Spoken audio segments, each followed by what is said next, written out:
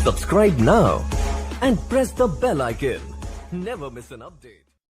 नमस्कार साथियों, स्वागत करता हूं सबका इस YouTube चैनल पर जिसका नाम है स्टडी विद पीएन लोधा।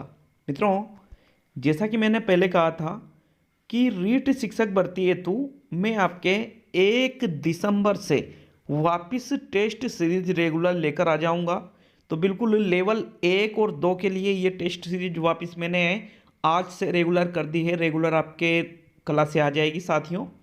ये शिक्षण वीडियो का मॉडल पेपर नंबर 9 आप जिसमें आपको 30 प्रश्न इसमें तो मैंने 15 ही प्रश्न रखे हैं, लेकिन थोड़ी सी मिस्टेक हुई है। तो साथियों यहाँ पर 15 प्रश्न आपको शानदार देखने को मिलेंगे। और मैं आपको एक बात बता दूं, अगर आपको इन प्रश्नों की पीडीएफ लेनी है तो आप मेरे पीडीएफ लेने हैं तो मेरे Telegram channel study with PN Lodha के नाम से टेलीग्राम चैनल है, वहाँ से आप ज्वाइन करके निःशुल्क पीडीएफ प्राप्त कर सकते हो। साथियों, मैंने आपसे कहा था कि एक इसका विशेष कारण रहा है, लगभग मैं लास्ट के 15 दिन से बीमार चल रहा था और कुछ चुनाव की ड्यूटियाँ आ गई और कुछ निजी काम आ गए, इसलिए मैं यूट्यूब पे वीडियो नहीं डाल सका। लेकिन स्वास्थ्य में लगभग 90% सुधार हो चुका है मेरे, लगभग 10% ही बीमारी बची है। तो मुझे लगा कि हाँ यार, वीडियो रेगुलर आने चाहिए, इसलिए मैं ये रेगुलर वीडियो आपके लिए लेकर आ रहा हूँ वापस। तो साथियों बिल्कुल आप तैयार रहे, आपकी तैयारी फिक्स होनी ही चाहिए। आपके मार्च में एग्ज़ाम होने की वर्तमान में संभावना पूरी है कि रीट का एग्ज़ाम आपके मार्च में हो जाएगा। जैसा कि सभी को पता है कि 11 दिसंबर के पहले आपके विज्ञप्ति नहीं आएगी। 11 दिसंबर से 20 दिसंबर के बीच में विज्ञप्ति आने के पूरे चांस है। तो तैयारी में बिल्कुल भी ढिलाई नहीं बरते साथियों। चलिए वीडियो को शुरू करते हैं। कुछ प्रश्न 2-4 प्रश्न हैं, 2-3 प्रश्न ही हैं जो गणित के हैं, बाकी आपके सभी सब्जेक्ट के लिए कॉमन क्वेश्चन रहेंगे। तो पहला क्वेश्चन आपका आता है साथियों, ज्यामिति का शाब्दिक अर्थ है। ये पहला ही क्वेश्चन गणित की टीचिंग मेथड से संबंधित है। भूमि का पूजन, भूमि का मापन, संख्याओं का मापन, रेखाओं का मापन।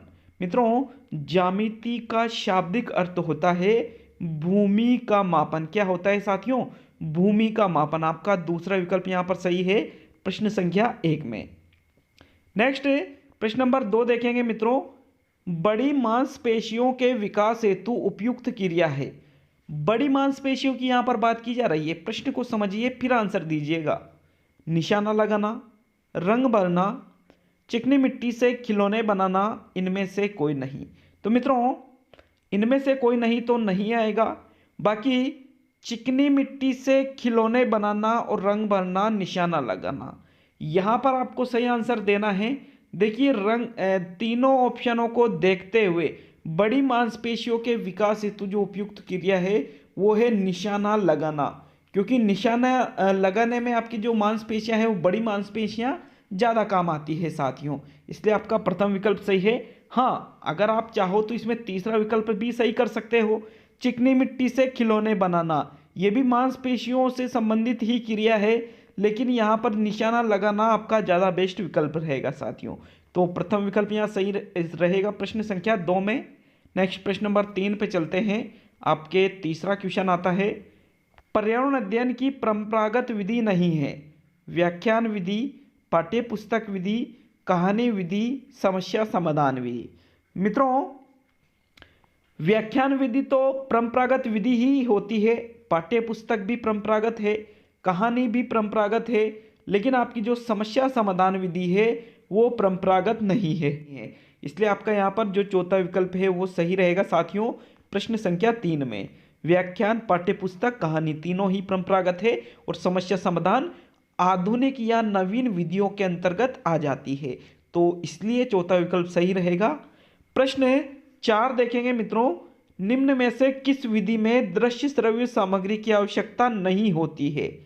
समस्या समाधान विधि में, व्याख्यान विधि में, योजना विधि में और उपयुक्त सभी में। तो मित्रों, दृश्य श्रव्य सामग्री की आवश्यकता नहीं होती है, कौन सी विधि में नहीं होती है? देखिए, जो समस्या समाधान विधि है इसमें भी दृश्य श्रव्य सामग्री की आवश्यकता होती है, योजना विधि में भी होती है, लेकिन जो व्याख्यान विधि है इसमें सिर्फ अध्यापक क्या करता है, व्याख्यान के माध्यम से ही किसी चीज को स्पष्ट करने का प्रयास करता है। इसलिए इसमें दृश्य श्रव्य सामग्री की आवश्यकता नहीं होती है। तो इसलिए यहाँ आपका जो दूसरा विकल्प है वो सही आंसर रहेगा साथियों प्रश्न संख्या 4 में। प्रश्न संख्या 5 पे चलते हैं। आशा है आपको प्रश्न अच्छे लग रहे होंगे मित्रों। प्रश्न नंबर 5 है, किस भाषाई कौशल बिना बालक का रचना ज्ञान पूर्ण नहीं माना जाता है? लेखन, पठन, वाचन, श्रवण। तो वो कौन सा भाषाई कौशल है जिससे बालक का जो रचना ज्ञान है, तो रचना कैसे करेगा बालक? रचना लिख करके की जाती है मित्रों, बोल करके नहीं की जाती है, रचना लिख करके की जाती है। इसलिए लेखन कौशल के बिना रचना का ज्ञान पूर्ण नहीं माना जाता है। तो ये लेखन कौशल वाला जो विकल्प नंबर 1 है वही आंसर आपका राइट रहेगा। प्रश्न संख्या 5 में प्रथम विकल्प सही है। क्लियर है ये प्रश्न भी सभी के? प्रश्न नंबर 6 की ओर बढ़ते हैं। आपके देखते हैं प्रश्न नंबर 6 क्या है साथियों। चलिए प्रश्न नंबर 6 की ओर चलते हैं। पाठ स्थूल से प्रारंभ होकर सूक्ष्म पर समाप्त होना चाहिए, यह कथन किसका है? सिगमंड फ्रायड का, फ्रोबेल का, क्रो एंड क्रो का और थॉर्नडाइक का। मित्रों उपरोक्त कथन बताना है आपको कि जो उपरोक्त कथन कहा गया है ये किसके द्वारा कहा गया है। तो साथियों पाठ स्थूल से तो आरंभ होकर कहाँ पर समाप्त होना चाहिए? सूक्ष्म पर समाप्त होना चाहिए। उपरोक्त जो कथन है ये कथन फ्रोबेल के अनुसार है। किसके अनुसार है साथियों? फ्रोबेल ने ये कथन कहा है। तो आपका विकल्प नंबर 2 यहाँ पर सही आंसर रहेगा प्रश्न संख्या 6 में। प्रश्न 7 देखते हैं साथियों। प्रश्न नंबर 7 आपके आता है, छात्र के पूर्व ज्ञान पर आधारित शिक्षण सूत्र है। सुगम से कठिन, स्थूल से सूक्ष्म, उपयुक्त दोनों और ज्ञात से अज्ञात। तो मित्रों प्रश्न क्या पूछ रहा है आपसे? पूर्व ज्ञान पर आधारित शिक्षण सूत्र। पूर्व ज्ञान मतलब जो चीज छात्र जानता है, जो चीज उसको ज्ञात है, वो इस पर आधारित शिक्षण सूत्र है ज्ञात से अज्ञात की ओर। मतलब पहले बालक को वो चीज़ें पढ़ाई जाती है जिसके बारे में वो नॉलेज रखता है, तो यही कहलाता है ज्ञात से अज्ञात की ओर। और फिर धीरे धीरे उस तरफ बढ़ा जाता है जो नवीन ज्ञान बालक को आप सिखा रहे हो, अज्ञात ज्ञान। इसलिए चौथा विकल्प सही रहेगा साथियों प्रश्न संख्या 7 में। प्रश्न 8 देखेंगे मित्रों। प्रश्न नंबर 8 है आपका, कक्ष में शिक्षण अधिगम प्रक्रिया में छात्रों को सक्रिय रूप से शामिल करने का तरीका है। प्रश्न पूछना, अभिप्रेरणा देना, अनुमोदन और उपयुक्त सभी। तो मित्रों क्या है प्रश्न? कक्ष में शिक्षण अधिगम प्रक्रिया में मतलब बच्चों को जब आप कक्षा में पढ़ाते हो तो उनको सक्रिय रखना है आपको शिक्षण अधिगम की प्रक्रिया में। तो सक्रिय कैसे रहेंगे? जब आप उनसे प्रश्न पूछोगे, जब आप उनको अभिप्रेरित करोगे, अनुमोदन करोगे, ये सभी चीज़ें ही बालक को कक्षा में शिक्षण अधिगम प्रक्रिया में सक्रिय रहने में महत्वपूर्ण भूमिका निभाती है।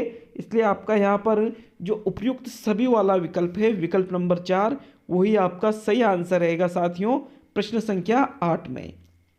प्रश्न 9 देखेंगे मित्रों, गामक कौशल संबंधी समस्या है। गेंद को पकड़ने में असमर्थता, पेंसिल को सही ढंग से नहीं पकड़ना, अनियंत्रित चाल और उपयुक्त सभी। तो मित्रों गामक कौशल 2 प्रकार के होते हैं, सूक्ष्म और स्थूल। लेकिन यहाँ पर ऐसा तो पूछा ही नहीं है कि आपसे कि सूक्ष्म कौन सा है या स्थूल कौन सा है, ऐसा तो आपसे पूछा ही नहीं। तो साथियों यहाँ पर गामक कौशल में ये सभी चीज़ें आ जाती है, इसलिए उपयुक्त सभी वाला जो विकल्प है वही आपका सही आंसर रहेगा साथियों प्रश्न संख्या 9 में। नेक्स्ट है प्रश्न संख्या 10 देखेंगे साथियों। आपको 10वां क्वेश्चन आपके लिए क्या है साथियों, मैं वापस आपको याद दिला दूं, अगर आपको पीडीएफ लेनी है तो मेरे टेलीग्राम चैनल को आप ज्वाइन अवश्य करें। सृजनशीलता के पोषण के लिए एक अध्यापक को निम्न में से किस विधि को काम में लेना चाहिए? मतलब किस विधि को कम, यहाँ पर एक शब्द और आना चाहिए, कम काम में लेना चाहिए। ब्रेनस्टॉर्मिंग, व्याख्यान विधि, दृश्य श्रव्य सामग्री और इनमें से कोई नहीं। तो सृजनशीलता का पोषण करना है तो सृजनशीलता का पोषण ब्रेनस्टॉर्मिंग से भी होता है, दृश्य श्रव्य सामग्री से भी होता है। लेकिन क्या व्याख्यान विधि से सृजनशीलता का पोषण होता है? नहीं होता है। इसलिए जो व्याख्यान विधि वाला जो विकल्प है कि ये सर्जनशीलता के पोषण के लिए उपयोगी नहीं है, यही आपसे पूछा है साथियों, इसलिए दूसरा विकल्प आपका सही है प्रश्न संख्या 10 में। प्रश्न 11 की ओर बढ़ते हैं। 11वां क्वेश्चन क्या है आपका, किस चिंतन के अंतर्गत व्यक्ति किसी समस्या के संबंध में परंपरावादी ढंग से चिंतन करता है? आत्मचिंतन, अभिसारी चिंतन, अपसारी चिंतन और तार्किक चिंतन।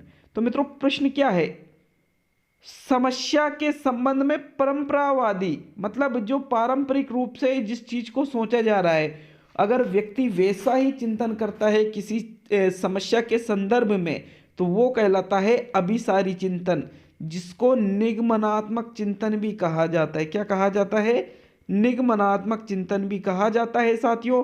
जबकि अपसारी चिंतन में क्या होता है कि व्यक्ति उस समस्या को हल करने के लिए नवीन तरीके से चिंतन करता है, नया हल ढूंढता है, तो वो अपसारी हो जाएगा, जिसको आप आगमनात्मक चिंतन भी कह सकते हो। लेकिन यहाँ पर परंपरावादी पूछा है, तो इसलिए आपका दूसरा विकल्प सही है 11वें प्रश्न में। मित्रों प्रश्न नंबर 12 देखेंगे। प्रच्छा पद्धति की कौन सी विशेषता नहीं है?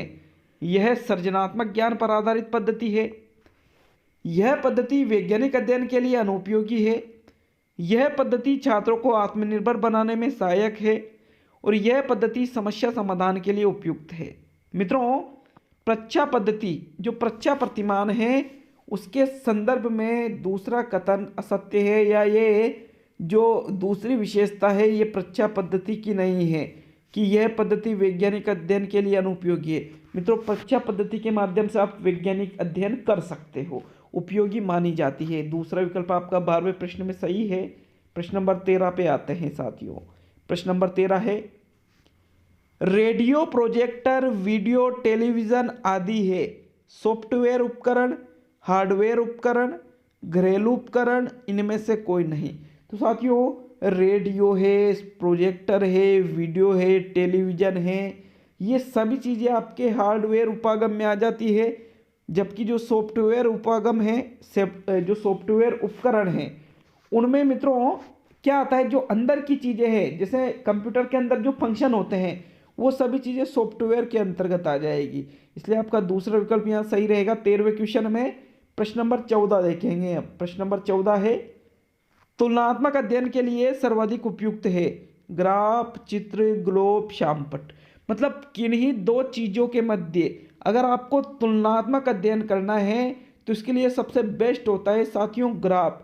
ग्राफ के माध्यम से आप तुलनात्मक अध्ययन आसानी से कर सकते हो। प्रथम विकल्प सही रहेगा साथियों 14वें क्वेश्चन में।